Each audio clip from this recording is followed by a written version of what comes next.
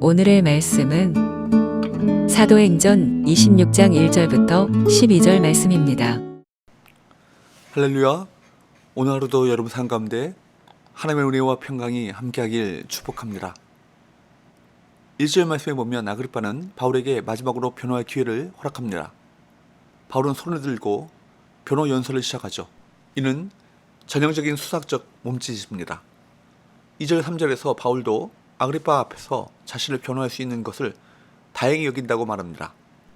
표면적으로는 대제사장이나 총독이 주관하는 재판보다 유대인에 대해서 잘 아는 아그리빠가 공정하게 판단해 줄 것이라는 생각입니다. 그러나 그 이면에는 하나님의 법도를 아는 사람에게 복음을 전할 좋은 기라는 의미가 담겨 있습니다. 바울은 어떤 성에서든 복음을 전하는 사람이었고 하나님께서 주신 기회를 최선을 다해 사용했습니다. 그는 많은 고관들에게 복음을 전할 수 있게 되어서 참으로 기뻐했던 것이죠. 4절에 나오는 바울의 자기 고백을 보면 바울은 길리기아 다소 출신이지만 아마도 이른 나이에 예루살렘으로 유학을 했던 모양입니다. 5절에서 보듯이 그는 바리새인으로서 엄격하게 율법을 지켜 율법의 의로는 흠이 없다고 할 정도로 살아왔습니다. 6절에서 바울은 과거 바리새인이라고 하는 자신의 정체성을 배경으로 현재 상황을 설명합니다. 이제도 여기 서서 신문을 받는 이유가 하나님의 약속, 즉 부활 때문이라는 것이죠. 이제도라는 부사구는 뭘 의미합니까? 전에 그랬던 것처럼을 의미하는 것이죠. 그는 과거 바리새인으로서 하나님의 율법을 엄밀히 해석하고 따랐고 이제도 바리새파 신학의 기초에 종말과 부활을 믿는 믿음을 견지하고 있음을 밝히고 있습니다. 단 바울에게 종말과 부활은 그저 먼 미래에 일어날 일이 아닙니다. 예수님께서 부활하심으로 하나님의 약속이 성취되었고 이스라엘이 간절히 바라던 소망은 현실이 되고 있습니다. 바울은 자신을 고소한 유대인들과 같은 소망을 가졌는데 유대인들과 달리 그 소망의 성취인 예수님의 부활을 믿었고 그 믿음 때문에 고소당했다라고 말합니다. 한글 개역 개정판의 그 6절 번역은 다소 아쉽습니다. 6절에 보면 이렇게 번역하고 있습니다. 이제도 여기 서서 신문 받는 것은 하나님이 우리 조상에게 약속하신 것을 바라는 까닭이니, 이거는 단순히 바울이 하나님의 약속을 바라기 때문에 신문 받는다 뜻처럼 여기지기 때문에 좀 아쉽죠. 만약 그렇다면 부활의 소망을 가진 유대인들이 모두 신문 받아야 합니다. 6절의 히라보 어휘와 어순을 다 살려서 직역해 보면 이렇게 번역할 수 있습니다. 지금도 나는 소망 때문에, 하나님의 우리 조상에게 약속하신 바로 그 소망 때문에 여기 서서 신문 받고 있습니다. 여기서 소망 때문에는 바라기 때문에가 아니고 그 소망이 예수를 통해 주어진 그 소망이 성취된 것을 믿기 때문이라는 뜻입니다.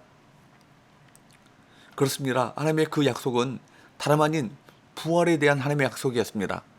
부활 소망은 혈통적 이스라엘뿐만 아니라 모든 이방인에게 주어졌습니다.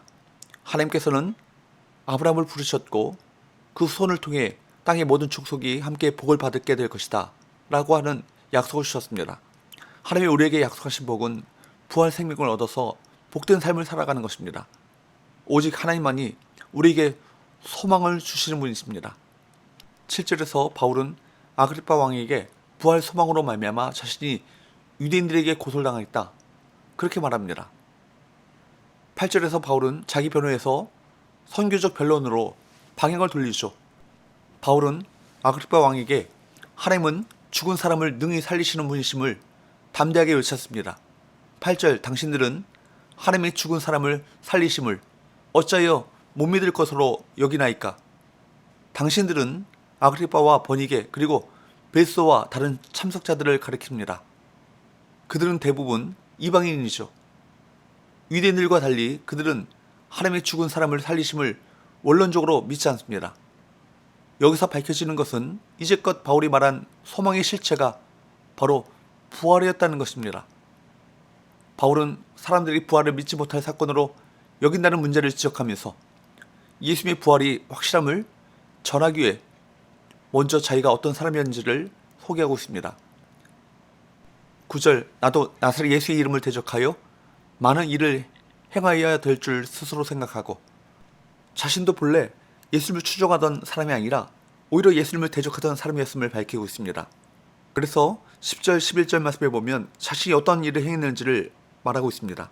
10절, 11절 예루살렘에서 이런 일을 행하여 대제사장들에게서 고난을 받아가지고 많은 성도를 옥에 가두며 또 죽일 때 내가 찬성 투표를 하였고 또 모든 회당에서 여러 번 형벌하여 강제로 모독하는 말을 하게 하고 그들에 대하여 심히 격분하여 외국 성에까지 가서 박해하였고 자신도 원래 나사렛 예수의 이름을 대적하던 사람이었고 심지어는 예수님을 믿는 자들을 가두고 죽이는 것에 동조한 사람이었다고 말합니다. 그래서 자신이 대제사장의 권한을 이임받아 성도들을 죽이고 옥에 가둔 일을 했고 교회를 멸하려 했음을 고백합니다.